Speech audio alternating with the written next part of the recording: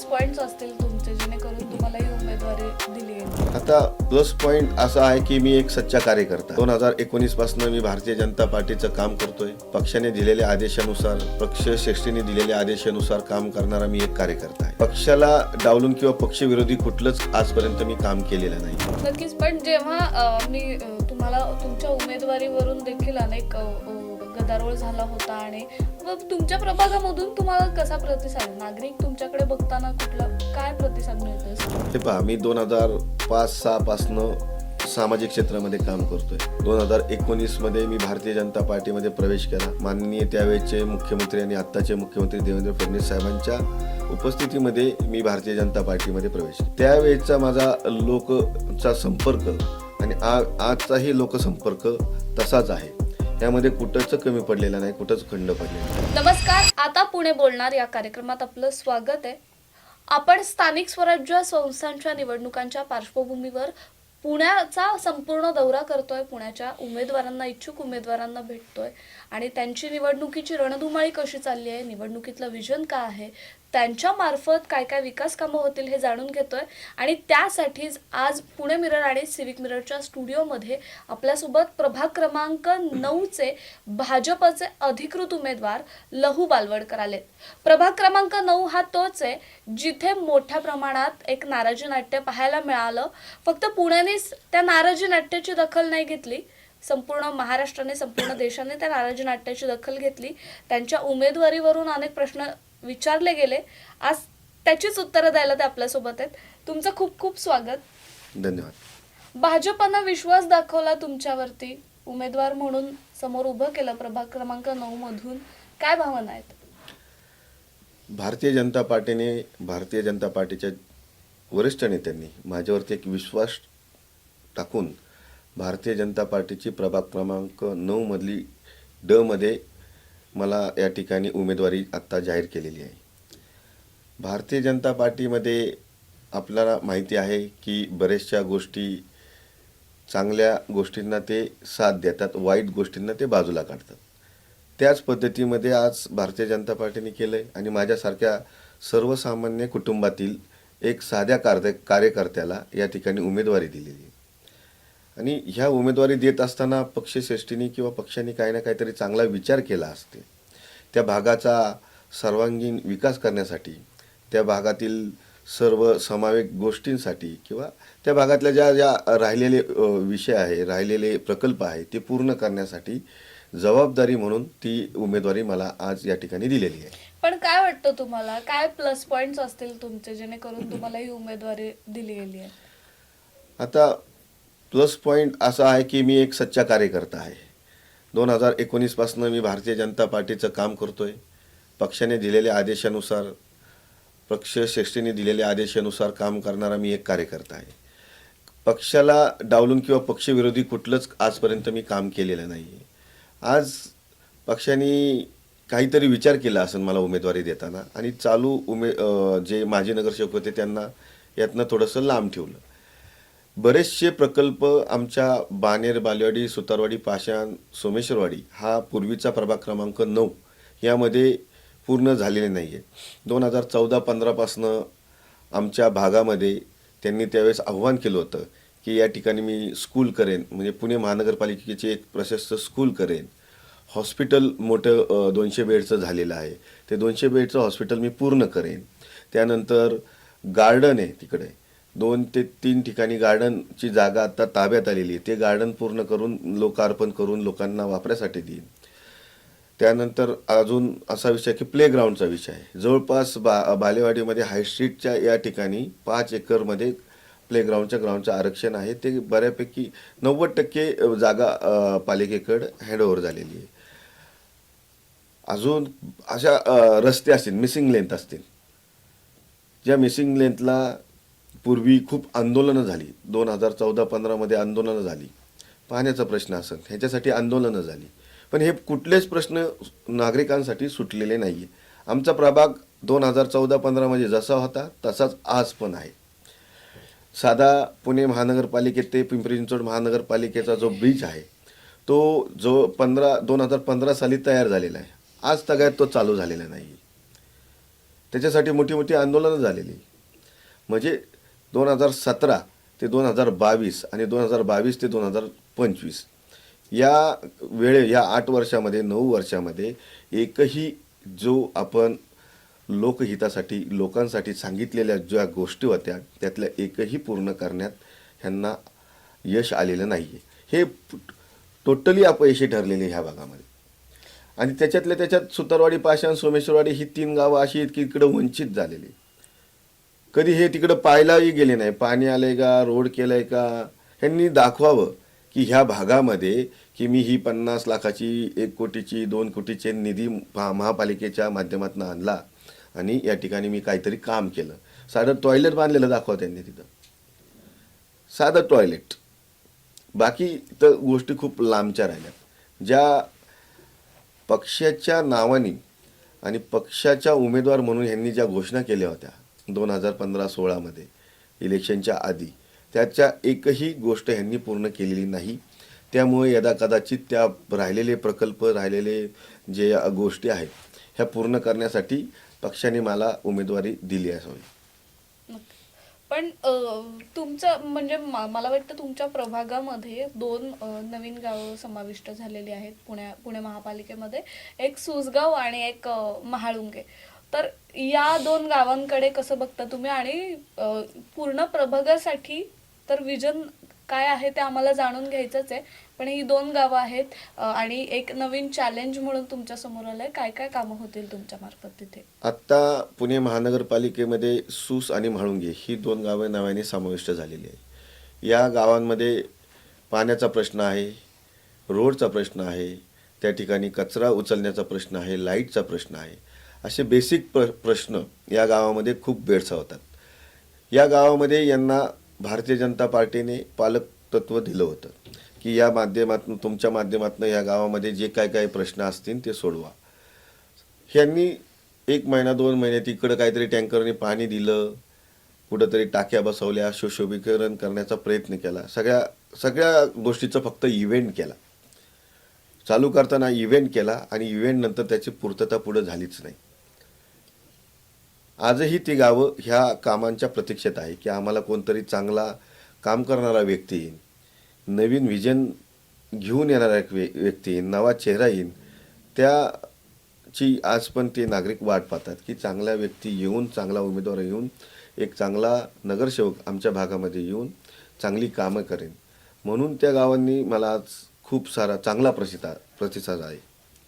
नक्कीच. पण जेव्हा मी तुम्हाला तुमच्या उमेदवारीवरून देखील अनेक काय म्हणतात गदारोळ झाला होता आणि तुमच्या प्रभागामधून तुम्हाला कसा प्रतिसाद आहे? नागरिक तुमच्याकडे बघताना काय प्रतिसाद मिळतोय सध्या? हे पहा, मी 2005-06 पासनं सामाजिक क्षेत्रामध्ये काम करतोय. 2019 मी भारतीय जनता पार्टीमध्ये प्रवेश केला. माननीय त्यावेळेचे मुख्यमंत्री आणि आत्ताचे मुख्यमंत्री देवेंद्र फडणवीस साहेबांच्या उपस्थितीमध्ये मी भारतीय जनता पार्टीमध्ये प्रवेश केला. त्यावेळेचा माझा लोकचा संपर्क आणि आजचाही लोकसंपर्क तसाच आहे. ह्यामध्ये कुठंच कमी पडलेला नाही, कुठंच खंड पडलेला नाही. ह्या काळामध्ये मी कधी नगरसेवक नव्हतो. मला कधी 1 लाखाचा निधी मिळाला नाही. कुठल्याही काही गोष्टीमध्ये मी कार्यकर्ता म्हणून काम केलं.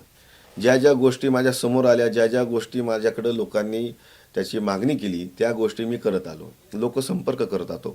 लोकांच्या म्हणजे नागरिकांच्या सुखादुःखामध्ये आम्ही सहभागी राहिलो. जेवढ्या पर्सनल लेवलला कामं करता येईल, त्यांच्याशी संबंध वाढवता येईल, त्यांच्या कुटुंबांशी संबंध वाढवता येईल, त्या गोष्टी आम्ही करत आलो. त्यामुळे 2019 ते 2025 संपलं तर 25 ह्या वर्षामध्ये भारतीय जनता पार्टीची ध्येय धोरणे, आमच्या नेत्यांची ध्येय धोरणे आणि त्यातनं सर्वसामान्य लोकांना जो फायदा मिळवून द्यायचा आहे, उपभोग करून द्यायचा आहे, तो सगळा आम्ही करायचा प्रयत्न केला आहे. त्यामुळं तर एकनिष्ठेचं हे उदाहरण आहे माझं एक छोटंसं की पक्षाने मला आज उमेदवारी दिलेली आहे. विकास कामं मी सर्वसामान्य कार्यकर्ता आहे. मी काही नगरसेवक नव्हतो. मला काय कुठला फंड येत नव्हता. म्हणून मी काय 1 लाखाची, काय 1 कोटीची, 10 कोटीची कामं करू शकत नव्हतं प्रभागामध्ये. भविष्यात करणार ना आम्ही. हे विजन आहे आमचं की राहिलेले प्रकल्प, नवनवीन पायलट प्रोजेक्ट या भारतीय जनता पार्टीच्या माध्यमातून आमच्या भागासाठी प्रभाग क्रमांक 9साठी आणायच्या. कारण केंद्रामध्येही भारतीय जनता पार्टीची सत्ता आहे, राज्यामध्येही भारतीय जनता पार्टीची सत्ता आहे आणि येणाऱ्या पुणे महानगरपालिकेमध्येही 100% भारतीय जनता पार्टीची सत्ता येणार. भारतीय जनता पार्टीचाच महापौर या ठिकाणी होणार. त्यामुळे आमच्या भागाला निधी ही भारतीय जनता पार्टीच देऊ शकते जास्त. म्हणून आमच्या भागामधले नगरसेवक हे भारतीय जनता पार्टीचेच पाहिजे. तुम्ही एक शब्द वापरला, एकनिष्ठ कार्यकर्ता मी आहे, पण तुमच्याच प्रभागातून अशी चर्चा होते की किंवा तुमच्या समोर जे काही उमेदवार आहेत त्यांच्याकडून असं आरोप होत आहेत की मी एकनिष्ठ असताना, मी काही गोष्टींमध्ये माघार घेतली असताना, मला शब्द दिलेला होता आणि अगदी शेवटच्या मोमेंटपर्यंत मला सांगितलं गेलं नाही, माझ्याकडून लपवलं गेलं आणि 1.5 तासापूर्वी मला सांगितलं की उमेदवारी मिळणार नाही आणि म्हणून त्यांनी दुसऱ्या पक्षात प्रवेश केला आणि तिथून तुमच्यासमोर आव्हान म्हणून उभे आहेत. अनेक प्रकारचे आरोपही केले त्यांनी पक्षावरती की पक्षश्रेष्ठींनी मला अशा प्रकारे अंधारात ठेवलं, अशा प्रकारचे आरोप त्यांनी केलेले आहेत उघडपणे. त्याच्यावरती काय सांगाल? 2017 मध्ये पुणे महानगरपालिकेची निवडणूक झाली. पहिल्यांदा भारतीय जनता पार्टीने तिथं 4 उमेदवार दिले. 4 उमेदवार दिल्यानंतर पहिल्यांदा एकनिष्ठता काय असते ते तर तिथं त्यांचं उदाहरण देता येईल. समोरच्या राष्ट्रवादीच्या नगरसेवकाबरोबर त्यांची हातमिळवणी झाली. तिथं 3च उमेदवार निवडून आले आणि राष्ट्रवादीचा 1 नगरसेवक निवडून आला. अशी पहिली परिस्थिती झाली. 2024 मध्ये ज्यावेळेस विधानसभेची निवडणूक लागली त्यावेळेस विधानसभेच्या निवडणुकीमध्ये इच्छुक हे झाले. इच्छुक व्हायला काय कोणीही, हे लोकशाही आहे, लोकशाहीमध्ये कुणीही कुठल्याही निवडणूक लढू शकते. इच्छुक होणे हा काही गुन्हा नाही. पण भारतीय जनता पार्टीचे तुम्ही माजी नगरसेवक होता, पण तुम्ही त्यावेळेस तुम्हाला जेव्हा कळलं की भारतीय जनता पार्टीमध्ये मी इच्छुकता दाखवली, आपल्याला भारतीय जनता पार्टीचं विधानसभेचं तिकीट मिळणार नाही, त्यावेळेस पहिल्यांदा हे मातोश्रीवरती गेले. उद्धव ठाकरे साहेबांकडे जाऊन ह्यांनी पहिली उमेदवारी मागितली. ही एकनिष्ठता आहे का? त्यानंतर सुप्रियाताई सुळेंकडे गेले. शरद पवार चंद्रसाहेब यांच्या राष्ट्रवादी काँग्रेस पक्षातनं यांनी उमेदवारी मागितली कोथरूड विधानसभेची. ही एकनिष्ठता आहे का? त्यानंतर तुम्ही दुसरा प्रश्न विचारला की मला डावललं गेलं, शेवटच्या क्षणाला हे केलं. हे 4 दिवस आधी 4 दिवस आधी हे सगळी सेटिंग लावून बसले होते अजितदादा पवारांकडे. असं कसं की 1 तासात अर्ध्या तासात लगे AB फॉर्म त्या ठिकाणी दिलं. त्या ठिकाणी राष्ट्रवादी काँग्रेस पक्षाचे माजी नगरसेवक तिथं त्या गटामधनं लढायला तयार होते. तेही पक्षाची, राष्ट्रवादी पक्षाची तेही एकनिष्ठ होते ना. 20-25 वर्ष, 10 वर्ष नगरसेवक होते सुतारवाडी, पाषाण, सोमेश्वरवाडी या भागातनं. मग त्यांना डावललं आणि अचानकच त्यांना 1 तासामध्ये तिकीट दिलं, उमेदवारी दिली. कसं शक्य आहे? हे यांना आधीच माहिती होतं की आपण केलेली कामं आणि आपण केलेले पक्षाविरोधी जी भूमिका आहे ह्याच्यामध्ये आपला कुठंच निभाव लागणार नाही, कुठंच टिकावं लागणार नाही. म्हणून यांनी आधीच त्यांचा प्री प्लॅन करून ठेवला होता की बाबा मला तिकीट दिलं नाही तर मी अपक्षांचं पॅनल करू का? अपक्ष जर उभं राहिलं तर माझ्याबरोबर कोण कोण त्या ठिकाणचे अपक्ष उमेदवार असतील ते माझ्याबरोबर लढायला येतील का? हाही त्यांचा बी प्लॅन होता. अजितदादाही बी प्लॅन होते. ह्या सगळ्या गोष्टी ठरवून ठेवलेल्या आहेत. हे अंदाज होता की आपण अपयशी ठरलेलो आहे नागरिकांची कामं करण्यासाठी. जे आणि माझ्या मतदार बंधूंना माझं तुमच्या माध्यमातून एक आव्हान आहे, ह्यांची कामं पहा, इव्हेंट पाहू नका. 2017 ते 2022 आणि 2022 टर्म संपली नगरसेवकाची ते 2025 पर्यंत केलेल्या कामाची यादी पहा आणि मग तुम्ही उमेदवारांना पसंती द्या. त्यांनी जे आश्वासनं दिली होती आमच्या भागामध्ये त्यातलं कुठलं काम पूर्ण केलेलं आहे ह्याची यादी मागा. तुम्ही सहानुभूती पक्षाने मला हे केलं, पक्षाने मला तिकीट नाही दिलं, पक्षाने मला डावललं. तो काय 7/12 नाहीये की कुणाचे तरी 7/12वरचे डॉक्युमेंट करून घेतलं आणि तुम्हाला 7/12तनं कमी केलं. हा पक्षांचा निर्णय असतो कुणाला उमेदवारी द्यायची, कुणाला नाही द्यायची. ती कुणीही नगरसेवक झालं, आमदार झालं तरी त्या खुर्चीवरती कुणीही कायमस्वरूपी बसत नाही. कधी ना कधी ती खुर्ची त्यांना रिकामी करून द्यावी लागते. पण मग आता काय वाटतं, तुम्हाला उमेदवारी मिळाली आहे, जिंकून याल असा कॉन्फिडन्स आहे? नक्कीच पुढचं जे व्हिजन आमचे आहेत, बानेर, बालेवाडी, सुतारवाडी, पाषाण, सोमेश्वरवाडी आणि सूसमाळुंगे या गावांकरता भारतीय जनता पार्टीने एक व्हिजन तयार केलेलं आहे. आम्ही उमेदवारांनी एक व्हिजन तयार केलेलं आहे. या माध्यमातून आणि लोकांना विश्वास आहे की पुणे महानगरपालिकेमध्ये भारतीय जनता पार्टीची सत्ता येईल. त्यामुळं स्थानिक नगरसेवक ही आपली भारतीय जनता पार्टीचेच पाहिजे. बी जे पीचेच नगरसेवक इथं स्थानिक आमच्या मतदार राजांना पाहिजे. आम्हाला त्याचा अंदाज येतो ना. ह्यांनी किती इव्हेंट केले, काल पण इव्हेंट केले, आज पण इव्हेंट करणार. पैसे देऊन इव्हेंट करणं हे कोणी करू शकतं. पण जे खरे मतदार आहे ते भारतीय जनता पार्टीच्या मागे सातत्याने उभे आहेत. त्याचं उदाहरण आपल्याला लोकसभेला आले, विधानसभेला आलेले, 2017च्या नगरसेवकाला आलेले, त्याआधी बापट साहेबांची एक इलेक्शन झाली त्याला आलेले, मेधाताईंच्या इलेक्शनला आलेले. म्हणजे 2014पासून ते 2025पर्यंत ही सगळी उदाहरणं आमच्या भागातली आम्हाला माहिती आहे की इथला मतदार राजा हा भारतीय जनता पार्टीच्या मागे खंबीरपणे उभा आहे. काय पुणे मिरर आणि सिविक मिररच्या माध्यमातून तुमच्या प्रभागातील मतदारांना किंवा नागरिकांना काय सांगाल तुम्ही, किंवा काय आव्हान असेल, कशा प्रकारचं? हेच आव्हान आहे माझं की जे उमेदवार सहानुभूती आपल्याकडं मागतात, सहानुभूतीबद्दल बोलतात, फसवणुकीबद्दल बोलतात, त्यांची मागच्या काळातली केलेली कामं पहा. इव्हेंट पाहू नका. कचऱ्याचे इव्हेंट, अरे 8 वर्ष कचरा पडत होता ना, 1 महिन्यामध्ये कचरा का प्रभाग साफ करू होतो का?